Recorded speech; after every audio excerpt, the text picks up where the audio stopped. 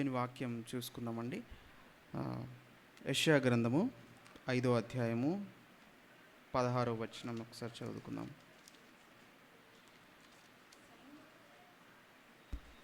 సైన్యములకు అధిపతియగు యెహోవాయే తీర్పు తీర్చి మహిమపరచబడును. పరిశుద్ధుడైన దేవుడు నీతిని బట్టి తను పరిశుద్ధపరచుకొనును. ఒక చిన్న ప్రార్థన చేసుకుందాం. అందరూ తలలు వంచితే. పరిశుద్ధ మహోన్నతుడానికి వందనాలు, స్తోత్రాలు తండ్రి.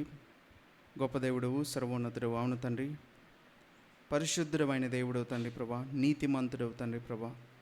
నీతిని ప్రభా మా దేవా నువ్వు ఎస్టాబ్లిష్ చేసే దేవుడవు తండ్రి ప్రభా మా దేవా. నీ పరిశుద్ధతను బట్టి ప్రభా మా దేవా, నీతి నీలో ప్రభా మా దేవా స్వాభావికముగా ఉన్నదని మేము చూడగలుగుతున్నాం తండ్రి. అందుకొరకే వందనాలు, స్తోత్రాలు ప్రభా. నీ పరిశుద్ధమైన ప్రభా వాక్యమును తండ్రి, నీ మాటలు ధ్యానించుచుండగా తండ్రి ప్రభా మా దేవా మాలో ప్రభా ఏ విధమైన ప్రభా మా దేవా ప్రభా ఉజ్జీవము కానీ తండ్రి ప్రభా కరెక్షన్ కానీ తండ్రి, ఆ బలము కానీ ప్రభా మా దేవా తండ్రి ప్రభా ఎంకరేజ్మెంట్ కానీ ప్రభా కావాలో తండ్రి, ఆ విధమైన మాటలు మాకు దయచేయమని కోరుచున్నాం తండ్రి ప్రభా. కూడి వచ్చిన ప్రతి ఒక్కరిని మీరు జ్ఞాపకం చేసుకోండి తండ్రి.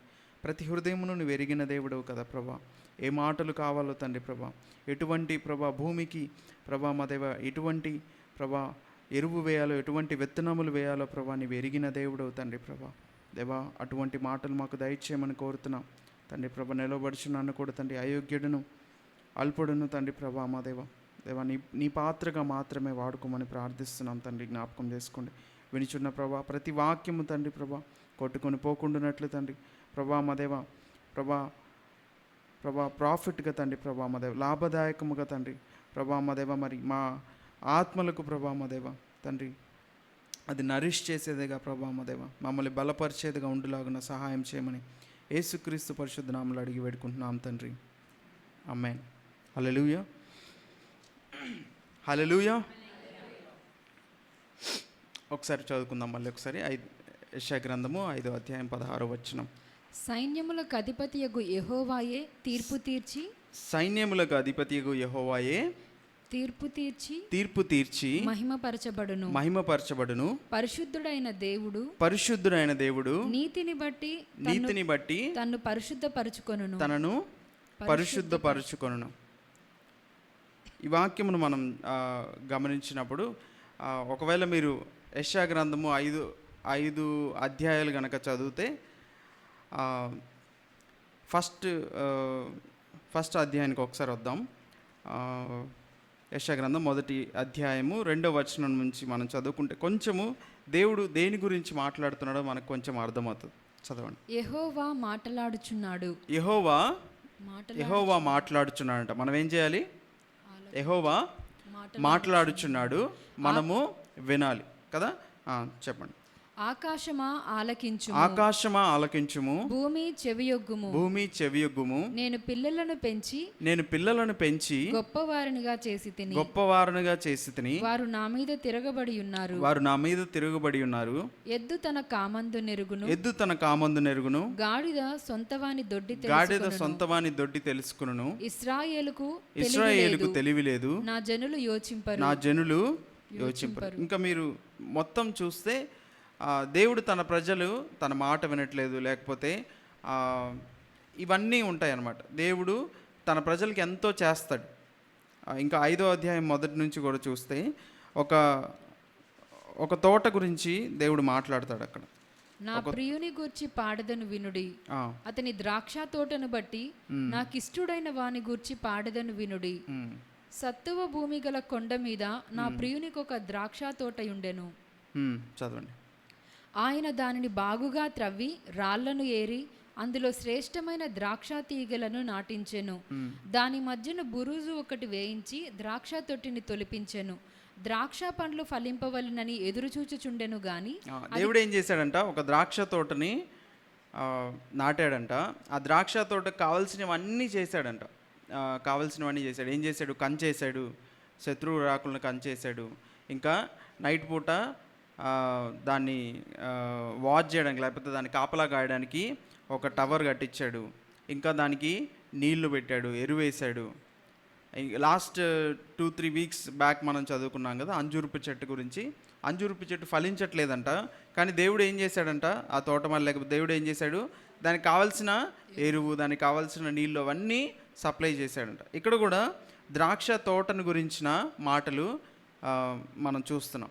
అయితే దేవుడికి ఒక కంప్లైంట్ ఉంది, ఏంటంట, ద్రాక్ష పండ్లు ఫలింపవలనని ఎదురు చూచుచున్నాను. ద్రాక్ష పండ్లు ఫలింపవలనని నేను ఎదురు చూస్తున్నాను, కానీ అది కారు ద్రాక్షలు కాచెను.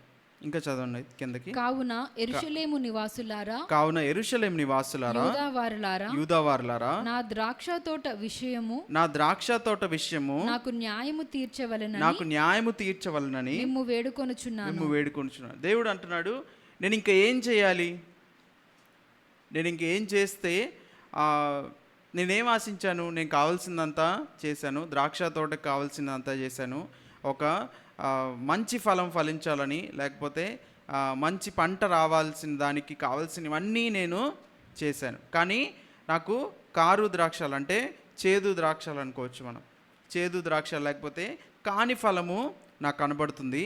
యెరూషలేము నివాసులారా, యూదావారులారా, దేవుడు అడుగుతున్నాడు ఏంటంటే, దేవుని సంఘాన్ని లేకపోతే దేవుని ప్రజల్ని దేవుడు క్వశ్చన్ చేస్తున్నాడు ఏంటంటే, ఏం చేయాలి, ఇంకా నేను ఏం చేయాలి, నేను చేసింది సరిపోదా, ఏం చేస్తే నా ద్రాక్ష తోట విషయము, చదవండి మళ్ళీ ఒకసారి ఆ మాట, నా ద్రాక్ష తోట విషయము నాకు న్యాయము తీర్చవలెనని మేము వేడుకొనుచున్నాను. న్యాయము తీర్చాలని దేవుడు ప్రశ్నిస్తున్నాడు, లేకపోతే అడుగుతున్నాడంట. చూడండి, నా దగ్గరికి రండి, నేను ఈ తోట ఒకటి ఉంది, ఈ తోటకు కావాల్సిందంతా చేశాను, కానీ కావాల్సిన పండ్లు అది ఫలించలేదు. ఇంకా ఏం చేసి ఉండొచ్చు నేను, లేకపోతే ఏం చెయ్యాలని, ఏమి తక్కువ చేశానని మీరు అంటారని దేవుడు ఒక ఒపీనియన్ని, లేకపోతే వాళ్ళని ఒక తీర్పులాగా అడుగుతున్నారనమాట. సో ఇది మనం సంఘానికి, తోట అంటే సంఘానికి మనం ఆపాదిస్తాం కదా, సంఘానికి మనము పెట్టుకుంటే చాలాసార్లు, లేకపోతే మన జీవితాన్ని మనం ఒక తోటలాగా, మన కుటుంబాన్ని ఒక తోటలాగా మనము పరిగణిస్తే, ఈ పర్టిక్యులర్ ప్యాసేజ్లో దేవుడు అడుగుతున్న మాట, ఇంకా ఏం చేస్తే మంచి ఫలాలు మనం ఫలిస్తాం, ఇంకా ఏం చేస్తే చేదు ఫలాలు కాకుండా, దేవుని వాక్యంలో ఉంటుంది కదా, ఆత్మఫలం ఏంటంట, చదవండి ఒకసారి అది. గలతీయులకు రాసిన పత్రిక 5వ అధ్యాయము 20వ వచనమా, 22. అయితే ఆత్మఫలమేమనగా ప్రేమ, సంతోషము, సమాధానము, దీర్ఘశాంతము, దయాలుత్వము, మంచితనము, విశ్వాసము, సాత్వికము, ఆశా నిగ్రహము. సో ఇవన్నీ దేవుడు ఆశిస్తున్న, సంఘానికి లేకపోతే ఒక మనిషిలో దేవుడు ఆశిస్తున్న ఫలము. ఇంకా కానీ దేవుడికి ఏం కనపడ్డాయంట, కారు ద్రాక్షలు కనపడ్డాయి. అంటే కాని ఫలము, లేకపోతే దేవుడు ఎక్స్పెక్ట్ చేయని ఫలం ఏదో బయటికి కనబడుతుంది. దేవుడు ఎంత కష్టపడి ఆ తోటకు కావాల్సిన నీళ్ళు, కంచె ఎవరు రాకుండా కంచె వేసి అంతా చేస్తే అది కారు ద్రాక్షలు కాసింది. నేనేం చేయాలి, ఇప్పుడు ఏం చేయమంటారని దేవుడు ప్రశ్నిస్తున్నాడు. అయితే ఇప్పుడున్న సమాజంలో, లేకపోతే ఇప్పుడున్న పరిస్థితులు మన జీవితంలో కావచ్చు, లేకపోతే సమాజంలో జరుగుతున్న పరిస్థితులను బట్టి కావచ్చు, మనం ఏమనుకుంటామంటే, ఏంటి ఇలా జరుగుతుంది, ఏంటి పరిస్థితి, ఏం జరుగుతుంది, లేకపోతే అసలు ఎటెళ్తుంది ప్రపంచం, దేవుడు అనేవాడు ఉన్నాడా, లేకపోతే దేవుడు ఎందుకు ఇంతగా చూసి చూడనట్టు ఉంటున్నాడు అనే ప్రశ్నలు మన హృదయంలో రావడానికి చాలా ఎక్కువ ఛాన్సెస్ ఉన్నాయి కదా. మనకు అన్యాయం జరిగినప్పుడు, లేకపోతే మనకు కావాల్సిన వారికి అన్యాయం జరిగినప్పుడు, లేకపోతే మనం అనుకున్నది జరగనప్పుడు మనకేమనిపిస్తుందంట, ఏమనుకుంటాం మనం, దేవా నువ్వు ఉన్నావా, లేకపోతే అసలు దేవుడు ఉన్నాడా. ఎన్నో సంవత్సరాలు మనము నడుస్తాం, కానీ బాప్తిస్మం ఇచ్చే యోహాను ఏమన్నాడు, యేసు ప్రభుని చూడగానే ఏమన్నాడు, ఒకసారి చూద్దాము. మత్తయి సువార్త 3వ అధ్యాయము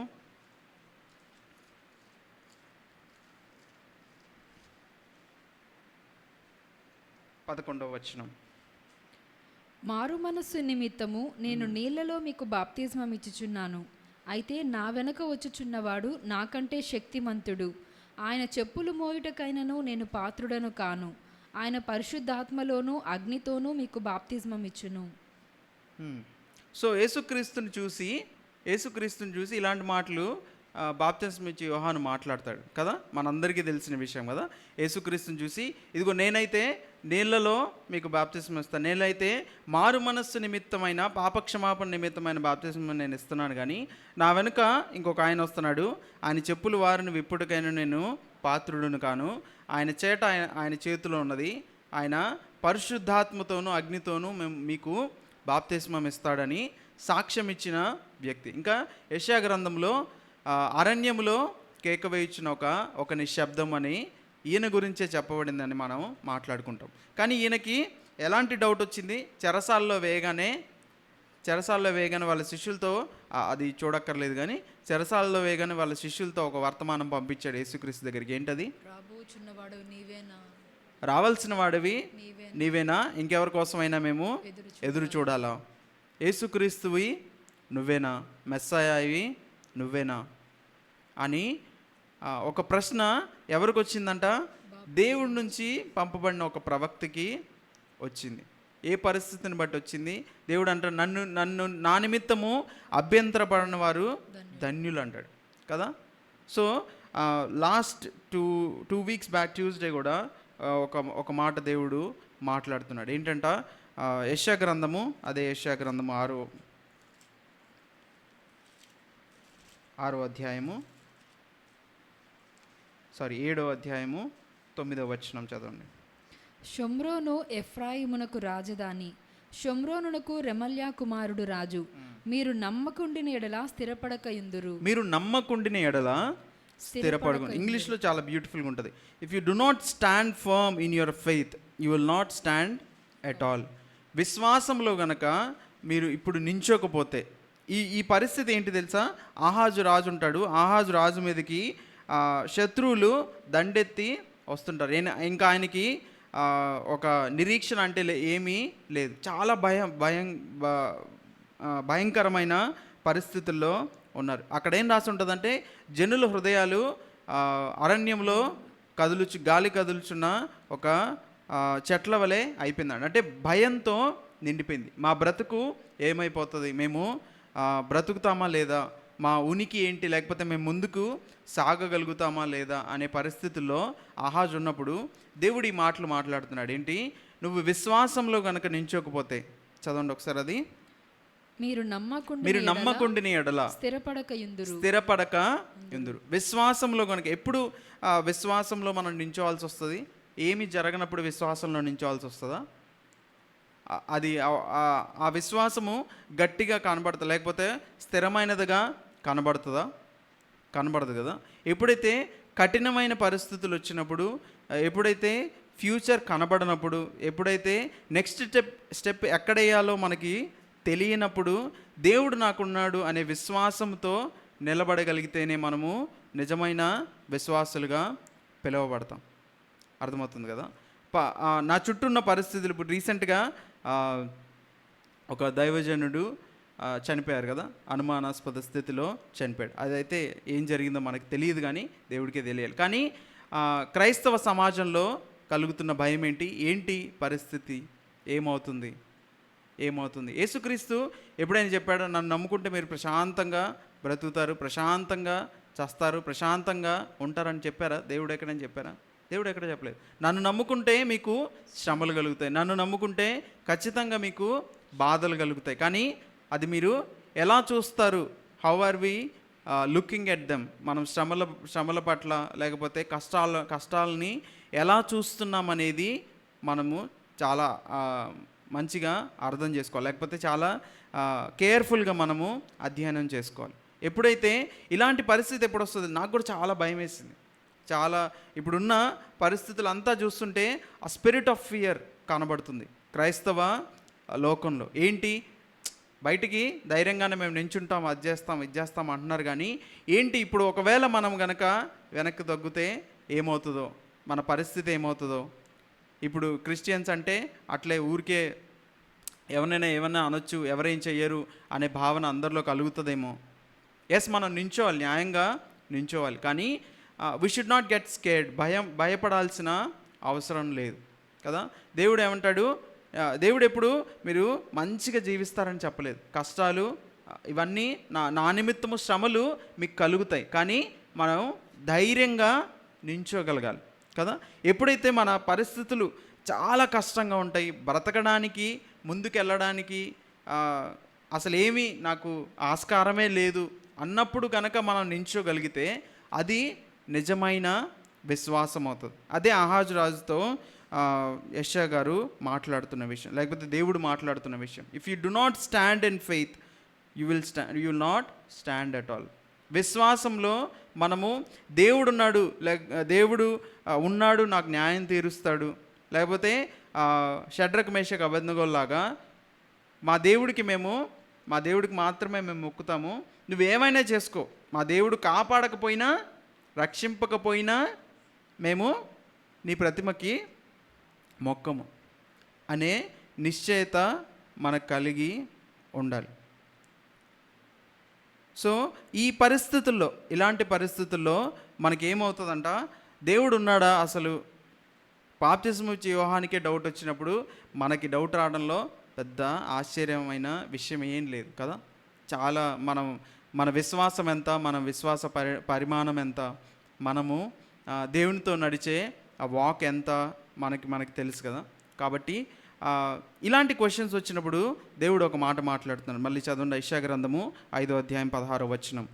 సైన్యములకు అధిపతియగు యెహోవాయే, సైన్యములకు అధిపతియగు యెహోవా, సైన్యములకు అధిపతియగు యెహోవా ఈ మాట మాట్లాడుతున్నారు. సైన్యములకు అధిపతి అంటే ఏంటి? లార్డ్ ఆఫ్ ఫోర్స్ అంటాం కదా. సైన్యాలకి అధిపతి అయిన దేవుడు ఈ మాటలు మాట్లాడుతున్నాడు. ఏంటంట? తీర్పు తీర్చి మహిమపరచబడును పరిశుద్ధుడైన దేవుడు నీతిని బట్టి తన్ను పరిశుద్ధపరచుకొనును. దేవుడు అంటున్నాడు, నేను పరిశుద్ధుణ్ణి, నేను సైన్యములకు అధిపతియగు యెహోవాను, నేను తీర్పు ఖచ్చితంగా తీర్పు తీరుస్తానంటే మీరు ఇప్పుడు వాళ్ళు ఎవరో చేశారు, లేకపోతే నా జీవితంలో ఎవరో ఏదో అన్యాయం చేశారు, వాళ్ళకి దేవుడు తీర్పు తీరుస్తాడు అనే విషయాలు మనం అర్థం చేసుకోవాల్సిన అవసరం లేదు. కానీ దేవుని పరిశుద్ధతను మనము అర్థం చేసుకోవాలి, లేకపోతే దేవుని సార్వభౌమాధికారాన్ని మనం అర్థం చేసుకోవాలి. ఇంకొక మాట చదువుదాం, కీర్తనల గ్రంథం 46వ అధ్యాయము 10వ వచనం. అందరికీ తెలిసిన వాక్యమే, చదవండి. కీర్తనల గ్రంథము, ఊరకుండుడి నేనే దేవుడినని తెలుసుకొనుడి, అన్యజనులలో నేను మహోన్నతుడనగుదును, భూమి మీద నేను మహోన్నతుడనగుదును. దేవుడు అంటున్నాడు, మీరు అనవసరంగా దేవుని నామం దూషింపబడిపోతుంది, లేకపోతే దేవుని నామము తగ్గిపోతుంది, దేవుడిని చాలా నీచంగా చూస్తున్నారు, దేవుడు అంటే లెక్కలేదు ప్రజలకి, నీ నామం ఏమైపోతుంది, నీ పరిస్థితి ఏమైపోతుంది అని చాలా కంగారు పడిపోతున్నారంట. దేవుడు ఏమంటున్నాడు? ఊరకుండుడి నేనే దేవుడు, be still and know that I am God. దేవుడు అంటాడు, నేను దేవుణ్ణి అని మీరు తెలుసుకోండి. ఆయన ఏం చేస్తాడంట? అన్యజనులలో నేను మహోన్నతుడని అవుతాను. అంత మనము దేవుని నామాన్ని గురించి, లేకపోతే ఏంటి పరిస్థితి అని అనవసరమైన విశ్వాసంలో తగ్గిపోయి, లేకపోతే విశ్వాసాన్ని కదిలించబడే పరిస్థితుల్లోకి మనం వెళ్ళాల్సిన అవసరం లేదు. కానీ దేవుడు అంటున్నాడు, నేను దేవుని, I am the Lord, I have created the heavens and earth కదా. దేవుడు ఆకాశములు భూమిని సమస్తమును ఆయన నోటి మాట చేత సృజించాడు. మనకున్న దేవుడు శక్తిమంతుడు కదా. భూమిని ఆకాశమును ఆయన సృజించాడు, సముద్రానికి సరిహద్దులు నియమించిన దేవుడు, ఇంకేంటి నక్షత్రాలని పేరు పెట్టి ఆయన పిలిచిన దేవుడు కదా. సూర్యుడిని చంద్రుణ్ణి నియమించిన దేవుడు, సీజన్స్ని నియమించిన దేవుడు. ఒక మాట ఉంటుంది, ఆయన ఇప్పటిదాకా దేవుడు చేసిన సృష్టి ఎప్పుడైనా శృతి తప్పడం మనం చూసామా? అలాంటిది చూస్తే మనము ఇక్కడ ఉండకపోవచ్చు కదా. దేవుడు ఒక్క మాట చెప్పాడు, ఒక్క మాటతో అదంతా సృజించాడు. ఇప్పటిదాకా ఆ సృష్టి అలా తిరుగుతానే ఉంది, సీజన్స్ వస్తానే ఉన్నాయి, తిరుగుతూనే ఉంది, పంటలు వస్తున్నాయి పోతున్నాయి, ఎండలు వస్తున్నాయి పోతున్నాయి, అన్నీ యాజ్ ఇట్ ఈస్గా జరిగిపోతున్నాయి కదా.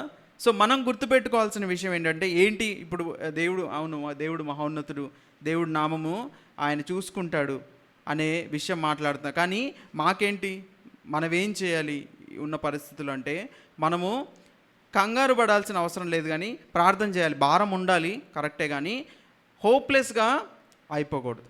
అర్థమవుతుంది కదా. నిరీక్షణ లేని వారుగా మనము అయిపోకూడదు. ఇవన్నీ వస్తాయి, దేవుడు చెప్పిన మాటలే ఇవన్నీ. కష్టాలు వస్తాయి, బాధలు వస్తాయి, కొన్ని పర్సిక్యూషన్స్ రావచ్చు, కొన్ని మన లోపల మనకు జరుగుతున్న యుద్ధాలు కావచ్చు, మనము చాలా కష్టంగా జయించలేని పరిస్థితులు మన ముందు ఉండొచ్చేమో. కానీ దేవుడు అంటున్నాడు, నా నామాన్ని నేను అన్ని జనుల మధ్యలో నేను చదవండి ఒకసారి అది, ఊరకుండుడి నేనే దేవుడనని తెలుసుకొనుడి, అన్యజనులలో నేను మహోన్నతుని అవుతాను, ఖచ్చితంగా అవుతాను. ఇంకా భూమి మీద నేను మహోన్నతుడు అవుతాను. ఇంగ్లీష్లో ఏముంటుంది, I will be exalted among the nations. అన్ని జనుల మధ్యలో, లేకపోతే ఈ ప్రపంచం మధ్యలో నేను మహోన్నతుని అవుతాను. నా నామము ఖచ్చితంగా హెచ్చింపబడుతుంది. That is the will of God. కాబట్టి ఈ పరిస్థితులు అన్నీ ఉన్నాయి, దేవుడు ఖచ్చితంగా తన నామాన్ని ఆయన చూసుకుంటాడు. అయితే మనం చేయాల్సిన పరిస్థితి, మనం చేయాల్సిన విషయం ఏంటి, ఈ కఠినమైన లేకపోతే ఆఖరి దినాలకి ఇంకా మనము చాలా దగ్గరలో ఉన్నాం, చాలా దగ్గరలో. కొంతమంది అంటారు కదా, we are in the last of the last days అంటాం. అంటే చివరి దినాలకి చాలా చాలా చివరిలో మనము ఉన్నాం. ఇప్పుడు మనకు ఉండాల్సిన నిరీక్షణ ఏమిటి? ఒకసారి యేసుక్రీస్తు సిలువ యాత్ర చేస్తున్నప్పుడు ఇలాంటి సంఘటన ఒకటి మనము చూస్తాం. లూకాసు వార్త 23వ అధ్యాయము 28 నుంచి చదువుదాం. యేసు వారి వైపు తిరిగి యెరూషలేము కుమార్తె 27 నుంచి చదవండి. అయితే గొప్ప జన సమూహమును యేసుక్రీస్తుని సిలువ, ఈ సందర్భం ఏంటంటే, నన్ను చూడండి అందరూ, యేసుక్రీస్తుని సిలువ వేయడానికి తీసుకెళ్తున్నారు. ఆయన సిలువ మోసుకుంటూ ఆ సిలువ మార్గంలో ప్రయాణిస్తున్న సందర్భం. అప్పుడు ఏం జరుగుతుందంట, గొప్ప జన సమూహమును ఆయన గూర్చి రొమ్ము కొట్టుకొనుచు దుఃఖించుచున్న చాలా గొప్ప జన సమూహము ఇంకా ఆయన గూర్చి రొమ్ము కొట్టుకొనుచు దుఃఖించుచున్న చాలా మంది స్త్రీలను ఆయన వెంబడిస్తున్నారంట. చాలా మంది యేసుక్రీస్తుని చూసి బాధపడుతున్నారు. ఎందుకంటే ఆయన చాలా మంచి పరిచర్య చేశాడు, ఆయన చాలా అద్భుతాలు చేశాడు. అనేక మంది వాళ్ళ ఇంట్లో ఎవరైతే వెంబడిస్తున్నారో వాళ్ళ ఇంట్లో అనేకమైన గొప్ప కార్యాలు చేసి ఉండొచ్చు, లేకపోతే కొంతమంది వాళ్ళ ఫ్రెండ్స్కి చేసిన విషయాలు చూసుండొచ్చు, ఆయన చేసిన పరిచర్య చూసుండొచ్చు, ఆయన ఎంత మంచివాడో చాలామంది చూసుండొచ్చు. అప్పుడు వాళ్ళు ఏం చేస్తున్నారంటే, ఈయన సెలవు వేస్తున్నారు అన్నప్పుడు వాళ్ళందరూ ఆయన వెంట వస్తూ వీళ్ళు ఏం చేస్తున్నారంట, చదవండి ఒకసారి. గొప్ప జన సమూహమును ఆయనను గూర్చి రొమ్ము కొట్టుకొనుచు దుఃఖించుచున్న, ఆయన గూర్చి రొమ్ము కొట్టుకోవడం అంటే మనం చాలా బాధలో ఉంటే రొమ్ము కొట్టుకుంటాం కదా, ఏంటి పరిస్థితి అన్నప్పుడు అలాంటి ఆ విధంగా రోధిస్తున్నారంట. చదవండి. చాలా మంది స్త్రీలను ఆయనను వెంబడించిరి. యేసు వారి వైపు తిరిగి, సో వీళ్ళందరూ చాలా బాధపడుతున్నారు. యేసయ్యా నీకు ఎంత పరిస్థితి వచ్చింది, ఎంత బాధ వచ్చింది, ఏంటి నువ్వు ఇంత గొప్పవాడివి, లేకపోతే ఇంత మంచి వ్యక్తికి ఇలాంటి పరిస్థితి ఎందుకు వచ్చింది అని వాళ్ళందరూ బాధపడుతున్నప్పుడు యేసుక్రీస్తు వాళ్ళ వైపు తిరిగి, అంత బాధలో సిలువ మోస్తున్నారు ఆయన, ఇంకా చాలా కష్టమైన పరిస్థితి, రాత్రంతా కొట్టారు, అలాంటి పరిస్థితిలో ఉన్నప్పుడు అంత బాధలో యేసుక్రీస్తు వారి వైపు తిరిగి ఒక మాట మాట్లాడుతున్నారు. ఏంటి చూడండి. యెరూషలేము కుమార్తెలారా నా నిమిత్తము ఏడవకుడి, మీ నిమిత్తమును మీ పిల్లల నిమిత్తమును ఏడువుడి. దేవుడు చెప్తున్న మాట అవును, కరెక్టే. నాకు బాధ కలుగుతుంది, నేను దూషింపబడుతున్నాను, లేకపోతే నన్ను చంపడానికి తీసుకెళ్తున్నారు, కానీ ఇదంతా జరగాల్సిన విషయమే. ఇదంతా దేవుని వాక్యంలో ముందుగానే చెప్పబడిన విషయమే. ఇవన్నీ ఈ ప్రపంచంలో జరుగుతున్న విషయాలు కానీ, మన చుట్టూ జరుగుతున్న విషయాలు కానీ, మన లోపల జరుగుతున్న విషయాలు కానీ, ఇదంతా దేవుడు ముందే చెప్పిన విషయాలు. దేవుడు ఎప్పుడు ఒక్కటి మనం ఖచ్చితంగా గుర్తుపెట్టుకోవాలి, సంఘానికి మాత్రమే ఇలాంటి మాటలు మనం చెప్పగలుగుతాం. అర్థమవుతుంది కదా, బయట వాళ్ళకి ఎవ్వరికి చెప్పలేం.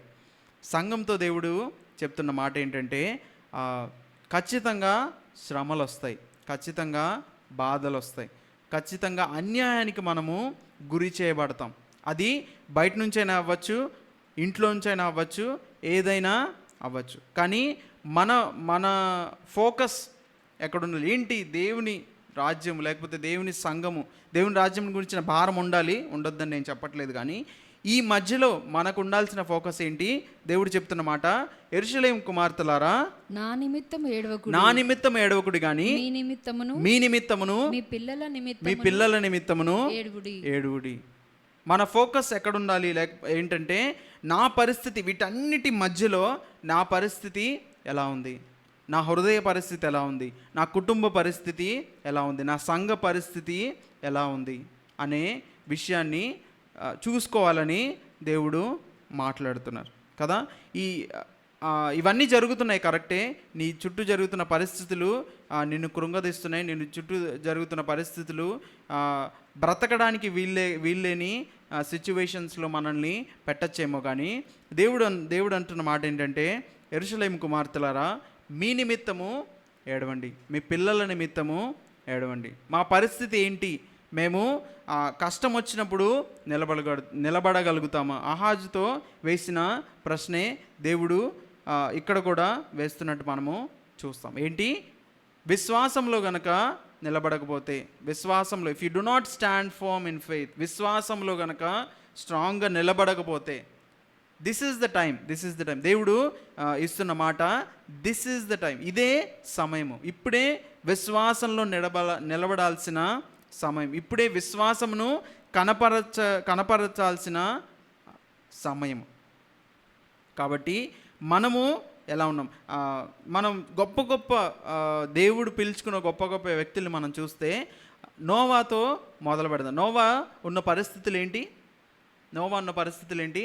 దేవుడు నరులను చేసి ఆయన చాలా దుఃఖపడ్డాడంట. ఏంటి? నా చుట్టూన్న పరిస్థితులను బట్టి ఆయనేమి సరే వీళ్ళందరూ ఇంత చేస్తున్నారు, ప్రపంచం అంతా ఒకవైపు నడుస్తుంది, నేను ఒక్కడనే ఎందుకో ఇంకో వైపు నడవాలి అని నోవా అనుకోలేదు. నోవా ఏం చేశాడంట? దేవుని దృష్టిలో ఆయన కృప పొందుకున్నాడని రాయబడి ఉంది కదా. అంతమంది ప్రజల మధ్యలో నోవా ఒక్కడు దేవుడికి కనబడ్డాడు. నోవా ఒక్కడు దేవుడి కోసం నిలబడగలిగాడు. మీరు దానియేలు, షడ్రకు, మేషకు, అబేద్నెగోల పరిస్థితులు చూసినప్పుడు కూడా అందరూ బబులోనికి వెళ్ళిపోయారు, ఇంకా దేవుడే మమ్మల్ని వదిలేశాడు అనే పరిస్థితులు ఉన్నప్పుడు దేవుడి కోసం నేను ఇంకా నిలబడాలి అనే ఉద్దేశము దానియేలు, షడ్రకు, మేషకు, అబేద్నెగోల్లో మనము చూస్తాం. యోసేపుని చూస్తే యోసేపు ఎక్కడో ఉన్నాడు. అసలు వాళ్ళ ప్రజలు కాదు, వాళ్ళ ఇది కాదు, మొత్తము అసలు ఒక బానిసలాగా తీసుకొని వెళ్ళబడిన పరిస్థితుల్లో ఉన్నప్పుడు కూడా, ఆ పరిస్థితుల్లో కూడా దేవుణ్ణి వెతకగలిగాడు. సింహాల బోనులో కూడా దేవుణ్ణి వెతకగలిగాడు దానియేలు. సో దేవుడు అంటున్న మాట ఏంటంటే, నీ చుట్టూన్న పరిస్థితులు బాగాలేవు కరెక్టే, కానీ నువ్వు నీ ఫోకస్, లేకపోతే మన ఫోకస్, నా ఫోకస్ ఎక్కడుంది? మనము ఒకవేళ నోవా కనుక నా చుట్టూన్న పరిస్థితులు బాగాలేదు కదా, నేను కూడా ఎందుకు దేవుడితో అంత ఉండాల్సిన అవసరం లేదు. అబ్రహాము ఎవ్వరూ లేనప్పుడు అబ్రహాముని దేవుడు పిలిచాడు. అబ్రహాము ఏం చేసేవాడు? విగ్రహాలు చేసేవాడు కదా. దేవుడు అంటే తెలీదు, కానీ నిజదేవుడు ఎవరో ఎతుకుతుండొచ్చేమో, కానీ దేవుడు అంటే తెలీదు. విగ్రహాల మధ్యలో విగ్రహాలను చేస్తూ ఆయన బ్రతికిన వ్యక్తి. అలాంటి వ్యక్తిని దేవుడు ఎన్నుకోగలిగాడు. ఎందుకంటే ఆయన హృదయం, లేకపోతే ఆయన కాన్సన్ట్రేషన్ ఎక్కడుంది? నిజమైన దేవుడు ఎవరు, లేకపోతే దేవుడి కోసం నేను నించోవాలి ఉన్న పరిస్థితులన్నీ. అందుకే నేను లాస్ట్ టైం ఒక మాట చెప్పాను ఏంటంటే, ఎప్పుడైనా మన కన్విక్షన్స్, లేకపోతే మనకున్న విశ్వాసము ఉందంటే మనము దాని ఒక ఫౌండేషన్ లాగా వేసుకోవాలి. దేవుడు అంటాడు, క్రీస్తు అనే బండ మీద ఆయన మనల్ని కడతాడంటాడు కదా.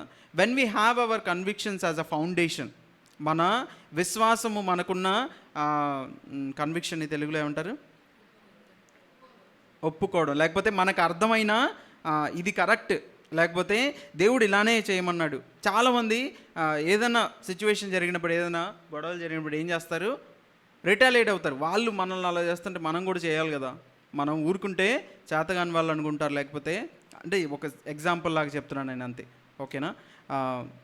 అలా అన్నప్పుడు దేవుడు ఏమంటాడు? మీ శత్రువుల్ని మీరు ప్రేమించండి, ఒక చెంప మీద కొడితే ఇంకో చెంప తిప్పండి అంటారు కదా. అలా అని లేదు లేదు, దేవుడు అప్పట్లో అదంతా, అప్పుడు దేవుడు ఉన్న పరిస్థితులు అది వేరులే, ఇప్పుడు కాదు, ఇప్పుడు మనం అట్లా ఉండలేము అని మనం అనగలుగుతామా? అనలేం. Because that is a foundation of our faith.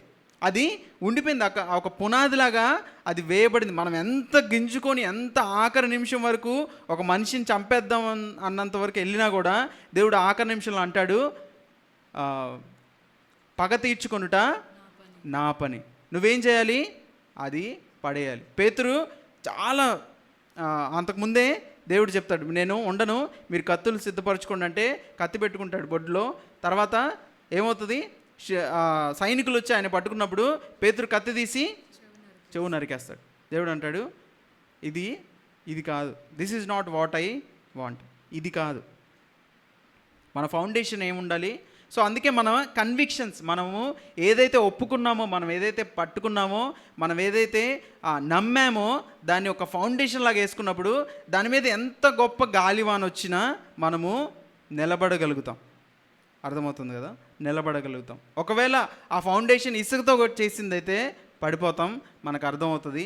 ఖచ్చితంగా దేవుడు మళ్ళీ లేపే అవకాశాలు ఉండొచ్చు. కానీ ఎన్ని సంవత్సరాలు మనము దేని మీద కడుతున్నాం, ఏ విధమైన పునాది మీద మన విశ్వాసాన్ని మనం కట్టుకుంటున్నాం, మన జీవితాన్ని మనం కట్టుకుంటున్నాం అనేది మనం జాగ్రత్తగా చూసుకోవాలి. Where is our faith when in the times of trouble or trial? శోధనల మధ్యలో, లేకపోతే కష్టతరమైన పరిస్థితుల మధ్యలో, కష్టతరమైన సమాజం మధ్యలో మనం నించినప్పుడు మన విశ్వాసము ఎక్కడ, ఏ విధంగా మనము కనపరచగలుగుతున్నాం? నిజంగానే దేవుడు ఆశించిన ఆ ద్రాక్ష ఫలాల్ని మనం ఫలించగలుగుతున్నాం? ఇన్ని సంవత్సరాలు సంఘంలో, లేకపోతే ఇన్ని సంవత్సరాలు దేవునిలో ఆయన కట్టి కావలసినవన్నీ ప్రొవైడ్ చేసి, వాక్యాన్ని నింపి, ఆరాధించడం నేర్పించి, ప్రార్థన చేయడం నేర్పించి, ఇన్ని సంవత్సరాలు కట్టిన తర్వాత దేవుడు కనుక 6 ద్రాక్షలను కనుక మనలో చూస్తున్నాడేమో, మనము చూసుకోవాల్సిన అవసరం చాలా ఉంది కదా. దేవుడు అంటాడు, నేను చాలా చేశాను, ఇంకేం చేస్తే మంచి ఫలాలు వస్తాయి? ఇంకా మీరు సరే, ఇక్కడ నుంచి మనము దాన్ని కొంచెం కింద చదవండి, ముందుకెళ్దాం. లూకా సువార్త 23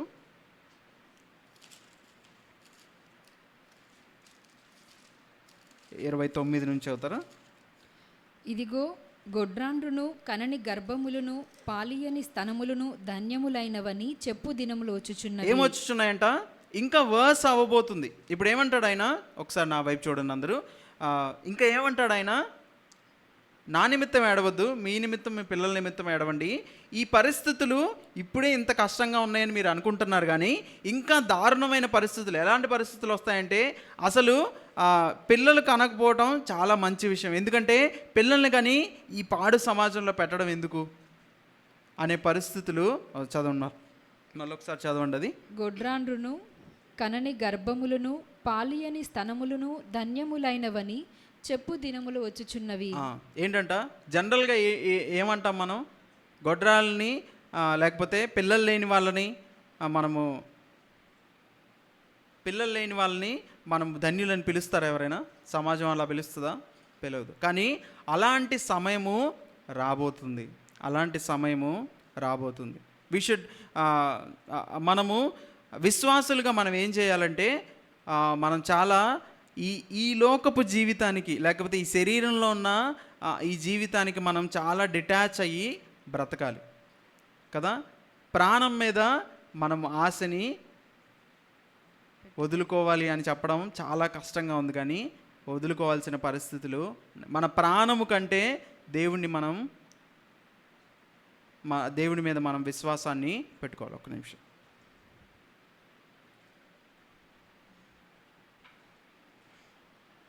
సో గొడ్రాళ్ళు కనని గర్భము ధన్యములైనవి అని పిలిచే సమయాలు వస్తాయి ఖచ్చితంగా. ఇంకా this is going to get worse and worse. సమాజము ఇంకా దారుణమైన పరిస్థితుల్లోకే వెళ్తుంది, కానీ బాగుపడుతుంది, మంచిగా అవుతుంది అని మనము ఎక్స్పెక్ట్ చేయడానికి లేదు. కానీ మనం బాగుపరచడానికి మనం కృషి చేయాలి, మనము నించోవాలి. కానీ what you should expect from this world అని అడిగినప్పుడు మనం ఏమి ఇంకా బెటర్ పరిస్థితులు ఏమి మనం ఈ లోకం నుంచి ఎక్స్పెక్ట్ చేయాల్సిన అవసరము లేదు, లేకపోతే మనం ఎక్స్పెక్ట్ చేయలేం. ఎందుకంటే లోకము ఎక్కడికి నడిపించబడుతుంది? నాశనానికి నడిపించబడుతుంది. దేవుని రాకడికి ఈ లోకము, సంఘము అందరూ సిద్ధపడుతున్నారు. బైబిల్ కనుక చదివే వాళ్ళు ఇవన్నీ అర్థమవుతాయి కదా.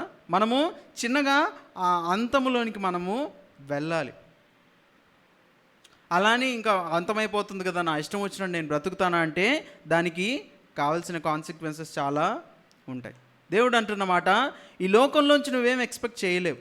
ఈ లోకం ఇంకా వర్స్ అండ్ వర్స్, లేకపోతే ఇంకా ప్రమాదకరంగా, ఇంకా విక్కెడ్గా, ఇంకా దుర్మార్గమైనదిగానే వెళ్తుంది ఈ లోకము. కానీ వీటన్నిటి మధ్యలో నేను నించోగలగాలి దేవుడి కోసం.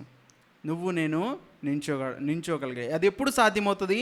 మనల్ని మనము దినదినము కాన్సక్రేట్ చేసుకొని, మనల్ని మనం దినదినము దేవునికి అర్పించుకొని, మనల్ని మనం దినదినము ఆయన సిలువని మోసుకొని నడవడం ద్వారా మాత్రమే సాధ్యమవుతుంది. ఇంకా చదవండి. అప్పుడు మా మీద పడుడని పర్వతములతోనూ మమ్ము కప్పుడని కొండలతోనూ జనులు చెప్పసాగుదురు. ఇలాంటి పరిస్థితులు వస్తాయి, బ్రతకలేని పరిస్థితులు వస్తాయి. ఇంకా మాకొద్దు, మేము చనిపోతాం, చావుని వెదికే పరిస్థితులు ఈ లోకంలో వస్తాయి. ఈ వాక్యము యాజ్ ఇట్ ఈజ్, ఈ వాక్యము హోషేయ గ్రంథంలో ఉంటుంది. ఒకసారి చూద్దాం. హోషేయ గ్రంథము 10వ అధ్యాయము 8వ వచనం.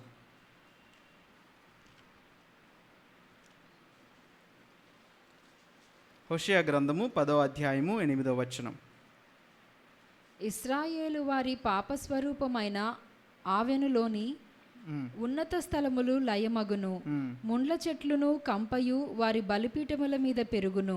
పర్వతములను చూచి మమ్మును మరుగు చేయుడని కొండలను చూచి మా మీద పడుడనియు వారు చెప్పుదురు. ఇలాంటి మీరు అక్కడ చూస్తే ప్రజలందరూ చాలా దారుణమైన పాపంలో బ్రతుకుతుంటారు, చాలా దారుణమైన పాపాల్లో బ్రతుకుతుంటారు. అప్పుడు ఏమంటారంట వాళ్ళు?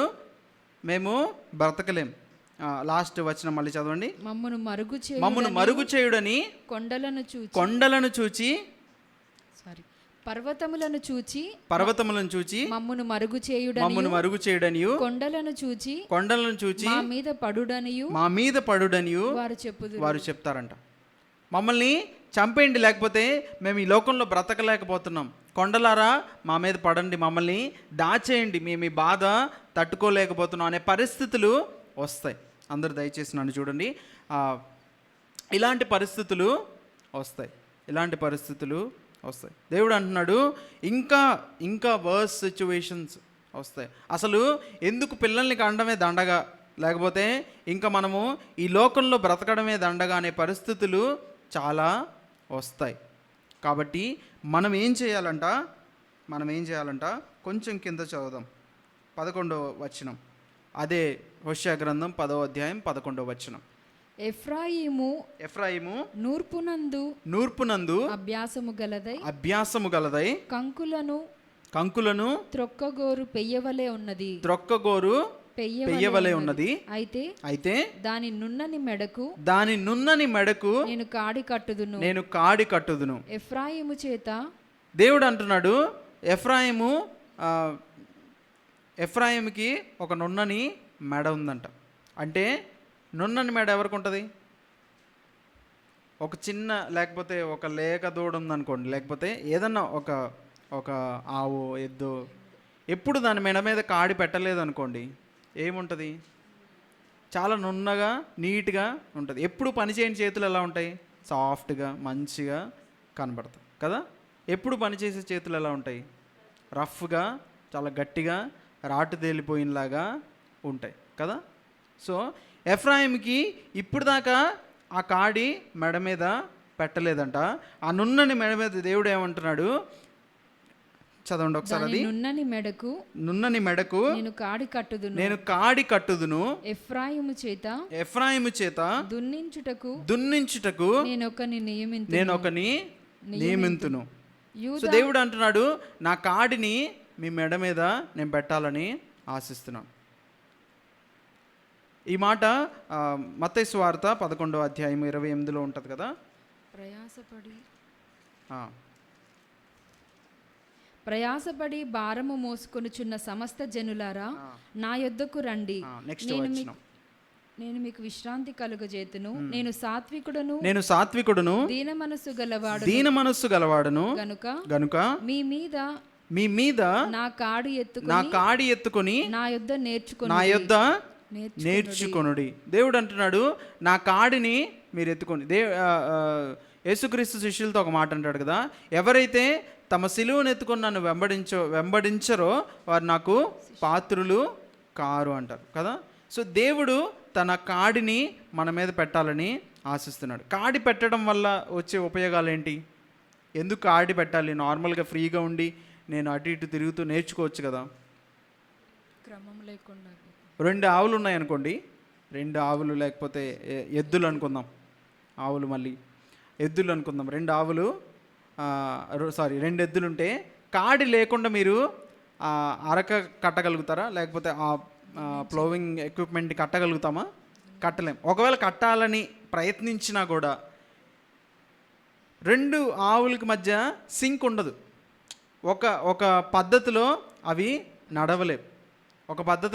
లేకపోతే ఒకటే లైన్లో అవి నడవలేవు. ఒకటి అటు వెళ్తే ఒకటి ఇటు వెళ్తాయి, లేకపోతే ఒకటి ఆగిపోతే ఇంకొకటి ముందుకెళ్ళే పరిస్థితులు వస్తాయి. కాడి ఎందుకు కడతారంటే 2 ఒకటే విధానంలో వెళ్తాయి, 2 ఒకటే లైన్లో అవి. ఎప్పుడైనా ఆ ప్లోవింగ్ లేకపోతే అరక దున్నడం చూసిన వారికి అర్థమవుతుంది కదా.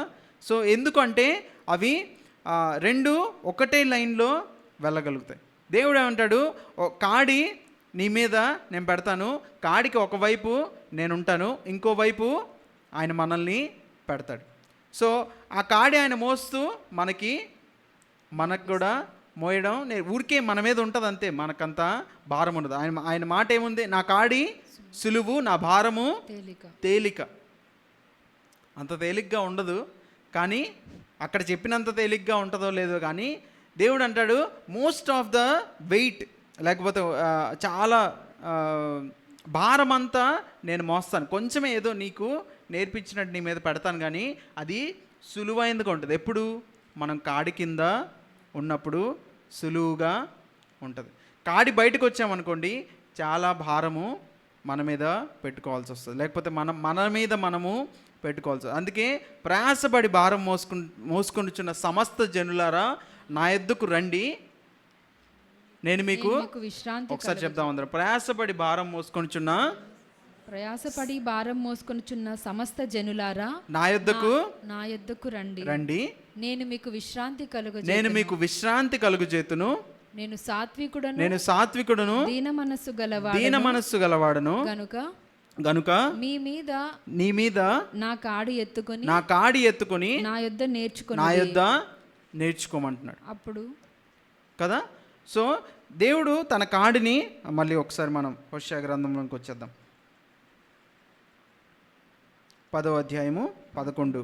ఎఫ్రాయిము నూర్పునందు అభ్యాసము గలదై కంకులను త్రొక్కగోరు పెయ్యవలే ఉన్నది, అయితే దాని నున్నని మెడకు నేను కాడి కట్టుదును.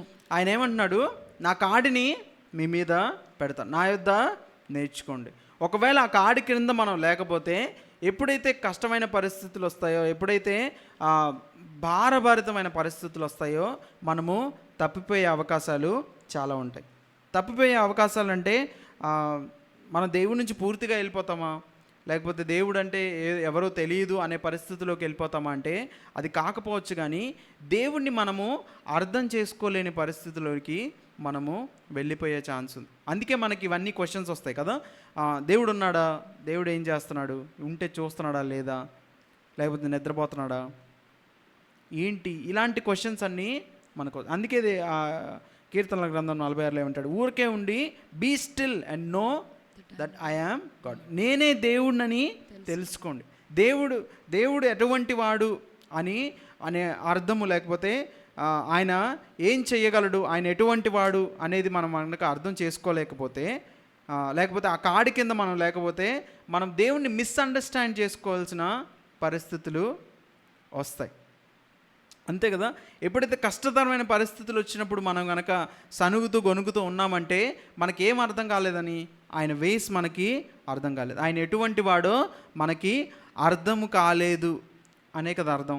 ఎప్పుడైనా ఒప్పుకుంటాం కదా మనందరం, ఒకవేళ మనకి అది చాలా కష్టతరమైన బాధ అయినా కూడా అదంతా అయిపోయిన తర్వాత ఏమంటాం మనం?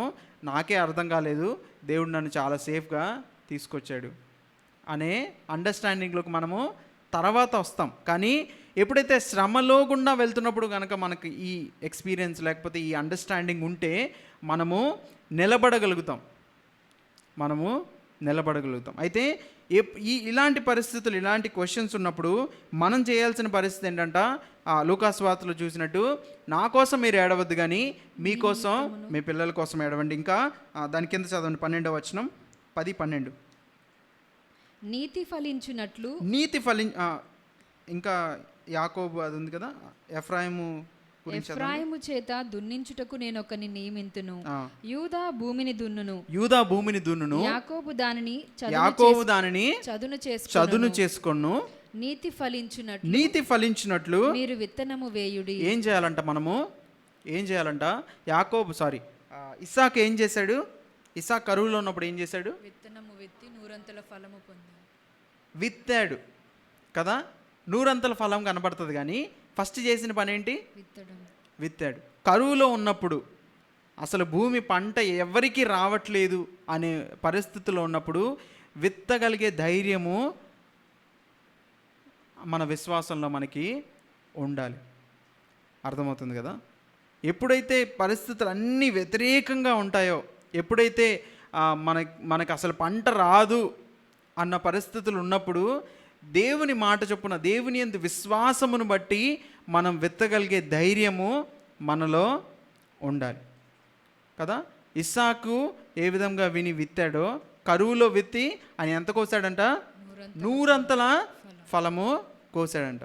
60 30 కాదు కానీ 100 ఫలం కోసాడు. కరువులో విత్తనాలు విత్తగలిగే పరిస్థితి. విత్తనాలంటే ఇప్పుడు మీరు ఫిజికల్గా అర్థం చేసుకోవద్దు దీన్ని దయచేసి.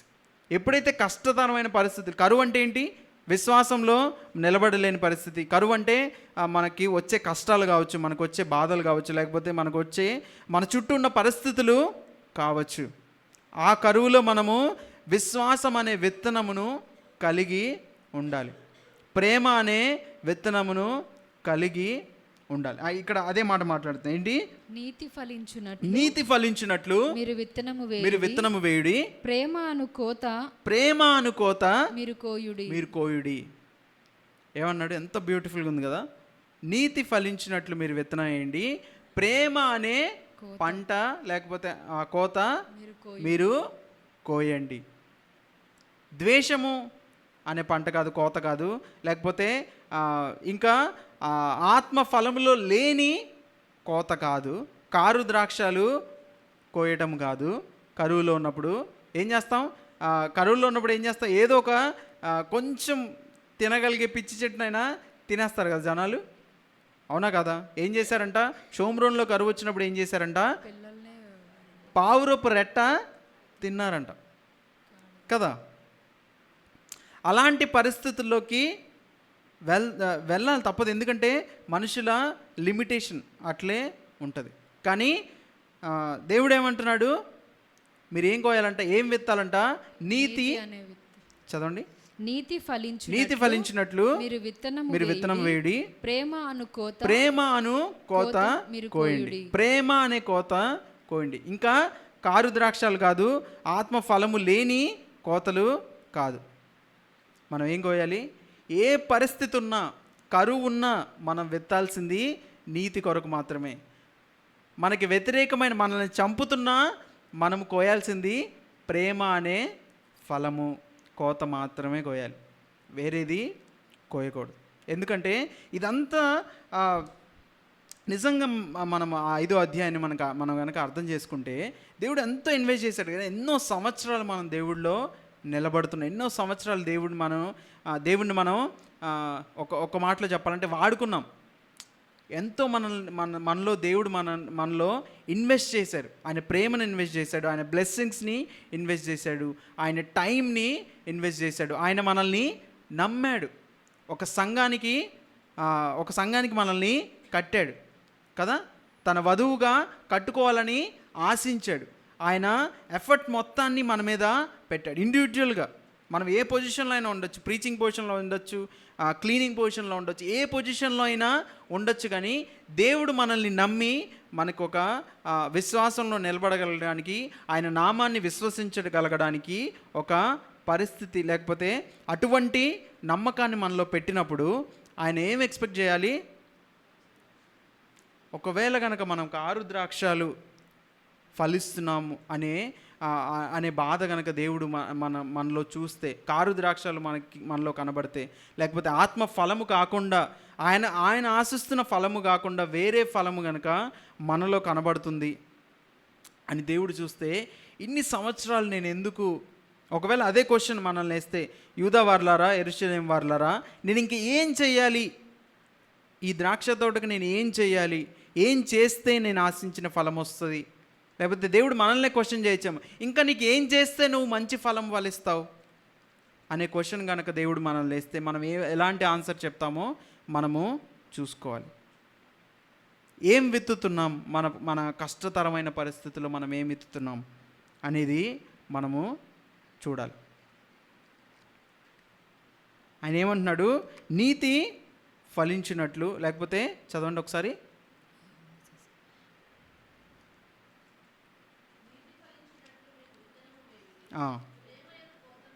ప్రేమ అను కోత కోయాలి. చాలా ఇంపార్టెంట్. మన ఫౌండేషన్స్ని మనము కోల్పోవద్దు. మన విశ్వాసపు పునాదుల్ని మనము కోల్పోకూడదు. మనం దేని మీద కట్టబడ్డామో దాన్ని మనము కోల్పోకూడదు. పరిస్థితులను బట్టి మనం కదిలించబడతాం. 2 విధములైన పునాదుల గురించి దేవుడు మాట్లాడతాడు కదా. బండ మీద ఒకళ్ళు ఇల్లు కట్టుకున్నారంట, ఇసుక మీద ఒకళ్ళు ఇల్లు కట్టుకున్నారంట. రెండిటి మీద ఏమొచ్చింది? తుఫాన్ వచ్చింది, గాలి విసిరింది. కానీ ఎవరు నిలబడ్డారు? బండ మీద పునాది వేసుకున్న వాళ్ళు మాత్రమే నిలబడ్డారు. ఆబ్వియస్లీ అంతే కదా. మనం ఇన్ని సంవత్సరాలు దేని మీద కడుతున్నాం, లేకపోతే దేనితో కడుతున్నాం? కర్రతో, కొయ్యకాలతో కడుతున్నాం, లేకపోతే బంగారము, వెలగల రాళ్ళు, వెండి, శ్రేష్టమైన వాటితో మన విశ్వాసాన్ని మనము, ఇవన్నీ ఏదో విశ్వాసంలో కట్టడం అంటే ఏదో గొప్ప విషయాలు కాదు. సమస్యలు వచ్చినప్పుడు మనలోంచి ఏం బయటకు వస్తుంది అని మనం కనుక ఒక అద్దంలో లేకపోతే ఒక బుక్లో మనం రాసుకొని, లేకపోతే మన మనస్సాక్షిని మనం కనుక చూసుకుంటే మనకు అర్థమవుతుంది మనం ఏమి విత్తుతున్నాం, కష్టతరమైన పరిస్థితుల్లో మనం ఏం విత్తుతున్నాం, శ్రమల్లో మనం ఏం కోస్తున్నాం అనేది మనకు అర్థమవుతుంది. దేవుడు మన ముందు నించొని, అయ్యో ఇన్ని సంవత్సరాలు నేను ఇన్వెస్ట్ చేశానే, ఏంటి ఏదో తేడా ఉంది, మంచి ఫలము ఎందుకు రావట్లేదు అని ఆ దేవుడు బాధపడే పరిస్థితులు మనలో ఉంటాయేమో మనం చూసుకోవాలి. ఇంకా కిందకి చదువుదాం. యెహోవాను వెదుకుటకు ఇదే సమయం. చాలా ఇంపార్టెంట్ విషయం. ఇదే సమయం. యెహోవాను వెదుకుటకు ఇదే సమయం. మన పరిస్థితులు చెప్పుకొని బాధపడడానికి కాదు, మన పరిస్థితులు చెప్పుకొని కంప్లైంట్ చేయడానికి కాదు, మన పరిస్థితులు ఇదిగో నా పరిస్థితులు ఇలా ఉన్నాయి, నేనేం చేయలేకపోతున్నాను అని కూర్చోవడానికి కాదు, కానీ యెహోవాని వెదకుటకు ఇదే సమయం. విత్తుటకు, నీతి ఫలించినట్లు విత్తుటకు ఇదే సమయం. ప్రేమ అనే పంట కోయుటకు ఇదే సమయం. చెప్దామా? ఇదే సమయం. This is the time where we have to stand in our faith. ఇదే సమయం. మనము విశ్వాసంలో నించోవాల్సిన సమయం ఇది. ఇంకేం చేయాలంట చూడండి. ఆయన ప్రత్యక్షమై మీ మీద నీతి వర్షము కురిపించినట్లు ఇది వరకెన్నడును దున్నని బీడు భూముల దున్నని బీడు భూమిని దున్నుడి. ఈ మాట చాలా ఇంపార్టెంట్గా మనము తీసుకోవాలి. చాలా జాగ్రత్తగా ఈ మాటను మనము అర్థం చేయాలి. ఇదివరకు ఎన్నడూ దున్నని బీడు భూములను దున్నడు. ఇప్పటిదాకా మనము కొన్ని విషయాలు మనం ఇగ్నోర్ చేసామేమో, ఇప్పటిదాకా కొన్ని ఏరియాస్ ఆఫ్ ఆర్ లైఫ్, కొన్ని మన జీవితంలో కొన్ని ఏరియాస్లోకి దేవుడిని మనము రానివ్వక అది బీడు భూమికి అయిపోయింది. అవసరం లేదులే దేవుడు ఆ రీజియన్లో, లేకపోతే దేవుడు నా జీవితంలో ఆ పరిస్థితుల్లో అవసరం లేదులే అని మనం అనుకునే పరిస్థితులు ఉండొచ్చేమో. దేవుడు అంటున్నాడు, ఇదివరకు ఎన్నడూ దున్నని బీడు భూములను మీరు దున్నండి. This is the time. ఇప్పటిదాకా నేను ఇగ్నోర్ చేసి ఉండొచ్చు, ఇప్పటిదాకా నీవు ఇగ్నోర్ చేసి ఉండొచ్చు. ఈ పరిస్థితిని గురించిన ప్రార్థన అంత అవసరం లేదు, అవన్నీ సెట్ అవుతాయిలే. లేకపోతే ఈ పరిస్థితిని గురించిన ఆ రోదన, నాలో భారము అవసరం లేదేమో అనుకున్న పరిస్థితులు ఒకవేళ మన జీవితంలో ఉంటే దేవుడు అంటున్నాడు, ఇదివరకు ఎన్నడూ దున్నని బీడు భూములను దున్నుడి. చదవండి. నీ ప్రవర్తనను ఆధారము చేసుకొని నీ బలాఢ్యులను నమ్ముకొని నీవు చెడుతనపు పంటకై దుర్నీతివి గనుక మీరు పాపమను కోత కోసి ఇక్కడ అంటాడు, because you have depended on your own strength you have eaten the fruit of deception. ఒకవేళ మనము మన స్ట్రెంగ్త్ మీద మనం ఆధారం చేసుకొని, మన పరిస్థితుల మీద, మన జ్ఞానం మీద మనం ఆధారం చేసుకొని మనం గనక చేసుంటే ఇప్పటిదాకా ఏం తింటామంట మనం? Fruit of deception. మోసంలో పడిపోతాం, అబద్ధమును ఫలము పొందుతాం. ఏంటి? ఇంకొక మంచి మాట ఉంటుంది, మనం చదువుదాం. అదే హోషేయ గ్రంథం 12వ అధ్యాయము 8వ వచనం, 7-8 చదవండి. ఎఫ్రాయిము వారు కనానీయుల వర్తకుల వంటి వారై అన్యాయపు త్రాసును వాడుక చేసెదరు. బాధ పెట్టవలనన్న కోరిక వారికి కలదు. నేను ఐశ్వర్యవంతుడనైతిని, నాకు బహు ఆస్తి దొరికెను, నా కష్టార్జితములో దేనిని బట్టి శిక్షకు తగిన పాపము నాలో నున్నట్టు ఎవరునూ కనపరచలేరని ఎఫ్రాయిము అనుకొనుచున్నాడు. ఏమనుకుంటారంట జనాలు? ఒకసారి నేను ఇంగ్లీష్ చదువుతాను, 7వ వచనం. The merchant uses dishonest scales and loves to defraud. వ్యాపారంట ఏం చేస్తాడంట, మనం షాప్కి వెళ్ళి ఏమైనా కొంటున్నాం అనుకోండి, ఆ త్రాసు సరిగ్గా లేదు, కేజీ రావాల్సింది 800 గ్రాములు ఎట్లా వస్తుంది అనుకోండి, ఏమవుతుంది? మనకి లాస్ అవుతుంది. షాప్ వాడికి ఏమవుతుంది? లాభం అవుతుంది. కనబడడానికి లాభంగా అది కనబడవచ్చు. సో మనుషులు ఏం చేస్తారంట, అన్యాయమైన లాభం సంపాదించడానికి చూసుకొని, ఇదిగో మేము అన్యాయంగా లాభం సంపాదించామని ఎవడు చూస్తాడు? మేము అన్యాయంగా సంపాదించామా న్యాయంగా సంపాదించామా పక్కన పెడితే, మా దగ్గర ఏమున్నాయి అనుకుంటారంట? ఎఫ్రాయిం అనుకుంటాడంట, Ephraim boasts, I am very rich, I have become wealthy అంటారంట. అంటే నేను చాలా ధనవంతుని అయిపోయాను. ఎలా? ఫ్రాడ్ చేసి, లేకపోతే అన్యాయమైన త్రాసులు పెట్టి ఫ్రాడ్ చేసి రిచ్ అయ్యాడంట. కానీ ఆ రిచెస్ నిజంగానే, లేకపోతే ఆ ఆస్తి నిజమైన ఆస్తి అవుతుందా? అన్యాయంగా సంపాదించింది ఎప్పుడైనా ఉంటుందా? ఉండదు. ఇది అర్థమైంది కదా మీకు? అన్యాయంగా ఒకవేళ నాకు 10 రూపాయలు రావాల్సింది నేను 20 రూపాయలు తీసుకున్నాను అంటే అది అన్యాయమైన ప్రాఫిట్ అవుతుంది. అది నా చేతిలో ఉంది, నేను చెప్పుకుంటున్నాను, ఓకే ఇదిగో నాకు ఆస్తి వచ్చింది. అది ఎలా వచ్చిందో వేరే వాళ్ళకి తెలియదు, కానీ నాకు ఆస్తి వచ్చింది, నేను ధనవంతుని అయిపోయాను అని చెప్పడం ఎంత దుర్మార్గం అవుతుందో. మన స్ట్రెంగ్త్లో నాకున్న బలము చొప్పున నేను నిలబడతాను, నాకున్న బలముతో నేను జయిస్తాను అని చెప్పడం కూడా అంతే దారుణమైన మాట, లేకపోతే అంతే దారుణమైన అండర్స్టాండింగ్ అర్థమవుతుందా మీకు? ఎప్పుడైతే మనది కానిది మనం తీసుకొని, మనలో లేనిది మనం తీసుకొని మనము రిచ్ అయ్యాను నేను, లేకపోతే నాకు చాలా బాగుంది అని చెప్పుకుంటే ఎంత విచిత్రంగా మనం చూస్తాం కదా. చాలామంది వీడు రిచ్ ఉన్నాడు, లేకపోతే వాడు రిచ్ ఉన్నాడు అంటే వాడి గురించి మాకు తెలుసులే, వాడు ఎంత అన్యాయం చేసి సంపాదించాడు, ఎంతమంది దగ్గర తీసుకొని సంపాదించాడు మాకు తెలీదా అని మనం అంటాం కదా. అలానే మనము మన జీవితాల్లో నాకు స్ట్రెంగ్త్ ఉంది, మనం చెప్పకపోవచ్చు బయటికి, కానీ నా స్ట్రెంగ్త్లో నా బలంలో నేను చేసుకోగలుగుతాను అని చెప్పడం కూడా దేవుని దృష్టిలో అలానే కనబడుతుంది. ఏం మాట్లాడుతున్నావు నువ్వు? నీ దగ్గర ఏమీ లేదు, ఏదో ఏమీ లేని దాన్ని చూసుకొని నువ్వు ఎగురుతున్నావు, లేకపోతే ఏం లేని దాన్ని చూసుకొని నువ్వు దాని మీద భరోసాని పెట్టుకుంటున్నావు అనే అండర్స్టాండింగ్ మనలో ఉండాలి. లేకపోతే దేవుడు అలాంటి మాటలు మనతో మాట్లాడతాడు. మనలో ఒకవేళ మన బలాన్ని కనుక మనం నమ్ముకొని దేవుడు చెప్పిన మాటలు ఏ అవసరం లేదులే, దేవుడు చెప్తున్న మాటలు మనం అంత పట్టించుకోవాల్సిన అవసరం లేదు అని మనం కనుక మన స్ట్రెంగ్త్లో మనము ఆధారపడితే చాలా దారుణమైన పరిస్థితుల్లో, లేకపోతే చాలా బాధాకరమైన డేంజరస్ సిచ్యువేషన్స్లో మనం ఉంటాం. ఇంకొక మాట చదివి మనం ముగించుకుందాం. 12వ అధ్యాయము, అదే 12వ అధ్యాయము 2వ వచనం నుంచి చదవండి.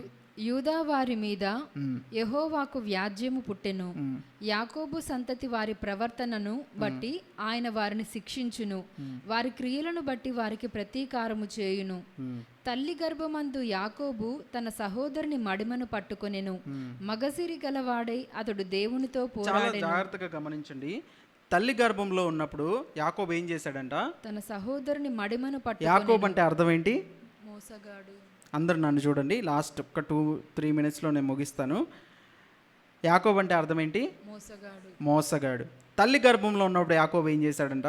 తన సహోదరుని మడిమను పట్టుకున్నాడు కదా. తర్వాత ఏం చేశాడు? మగసిరి గలవాడై అతడు దేవునితో పోరాడాడు. చిన్నగా ఉన్నప్పుడు, తల్లి గర్భంలో ఉన్నప్పుడు సహోదరుని మడిమను పట్టుకున్నాడు యాకోబు. ఎప్పుడైతే అండర్స్టాండింగ్ మనలో లేదో, లేకపోతే మనం చిన్నగా ఉన్నప్పుడు, మనలో మెచ్యూరిటీ లేనప్పుడు, మనలో లేకపోతే మన ఆత్మీయ స్థితి సరిగ్గా లేనప్పుడు మనం ఏం చేస్తాం? సహోదరుల మడిమను పట్టుకుంటాం. అంటే సహోదరుల మడిమను పట్టుకుంటామంటే లిటరల్గా కాదు, మనము వేరే వాళ్ళ మీద, లేకపోతే వేరే వాళ్ళ దాన్ని బట్టి నా పరిస్థితులు ఇలా ఉన్నాయి, లేకపోతే అది ఇది అని కంప్లైంట్ చేసే ఛాన్సెస్ ఉంటాయి. లేకపోతే ఏమో తల్లి గర్భంలో యాకోబు ఏమనుకుంటు, నేను ముందు వెళ్ళాలి, నువ్వు ఎలా వెళ్తావని కాలు పట్టుకొని లాగాలని ప్రయత్నించాడేమో. కానీ అది రెండు కలిపి మనం చదివినప్పుడు, తల్లి గర్భంలో ఉన్నప్పుడు యాకోబు తన సహోదరుని మడిమను పట్టుకున్నాడు. కానీ ఎప్పుడైతే ఎదిగాడో ఏం చేశాడు? మగసిరి గలవాడై దేవునితో పోరాడాడు. దేవునితో పోరాడిన వాడే మగసిరి గలవాడు, లేకపోతే నిజమైన ఇశ్రాయేలీయుడు అని పిలువబడతాడు.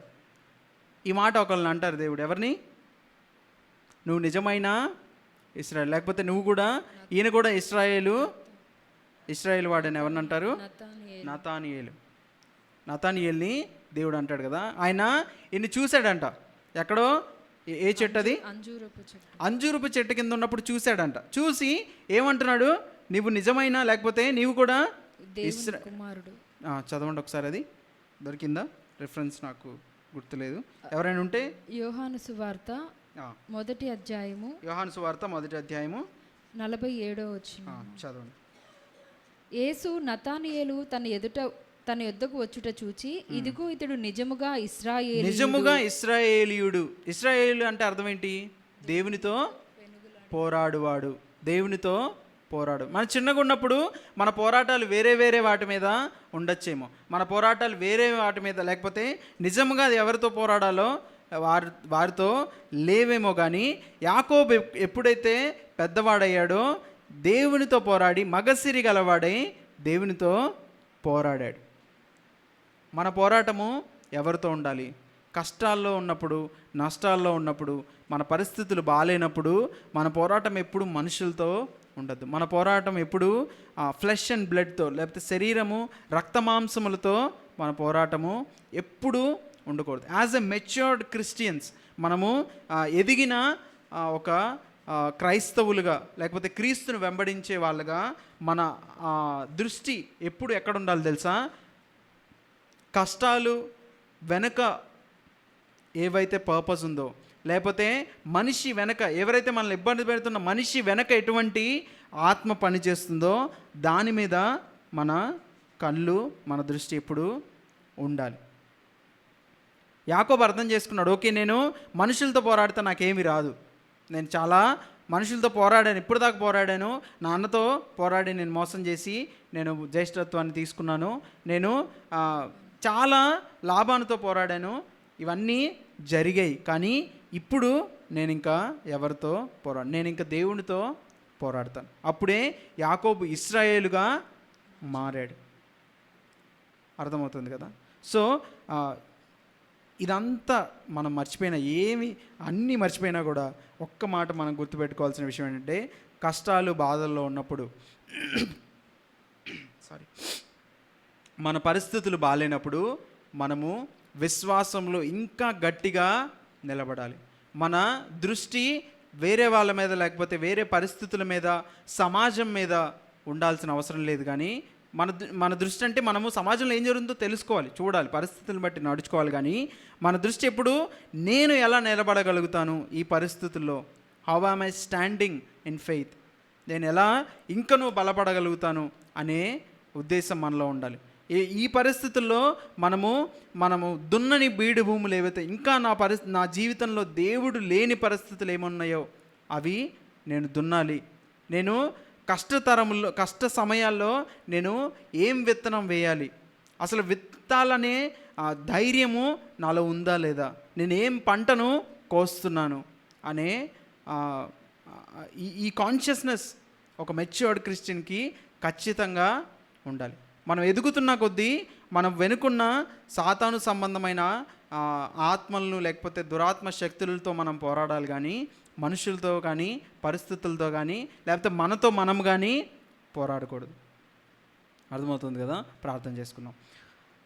ప్రేమగల పరలోకపు తండ్రి, నీకే వందనాలు, స్తోత్రాలు తండ్రి. ప్రభా, ఇంతవరకు ప్రభా మాతో మాట్లాడిన విషయాలను బట్టి కృతజ్ఞతాస్తుతులు చెల్లిస్తున్నాం.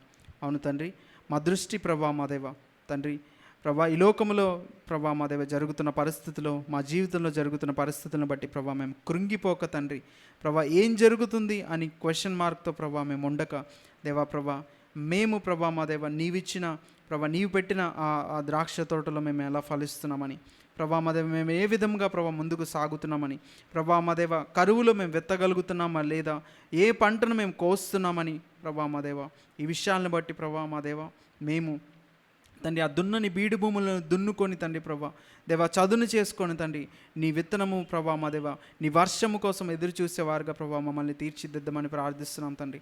ప్రభా ఇంతవరకు వినిన మాటలు మీ వినికిడిలో ప్రభా వీళ్ళందరి వినికిడిలో ప్రభా ఆశీర్వాదకరంగా మీరు చేయమని కోరుతున్నాం ప్రభా మా దేవ. అవును తండ్రి, మా రియాక్షన్ తండ్రి ప్రభా, మా ఫౌండేషన్స్ తండ్రి ప్రభా కదిలిపోక తండ్రి ప్రభా, పరిస్థితులను బట్టి ప్రభా మేము కదిలిపోక తండ్రి ప్రభా మా దేవ, నిజముగా క్రీస్తు అనే బండ మీద పునాది వేసుకొని ప్రభా మా దేవ, మరి ఆ పునాది మీద ప్రభా మా దేవ మేము కట్టబడి తండ్రి ప్రభా మా దేవ, మరి విలువైన వాటితో మమ్మల్ని మేము కట్టుకొని ముందుకు సాగే ప్రభా పరిస్థితుల్లో మమ్మల్ని ఉంచమని ప్రార్థిస్తున్నాం తండ్రి.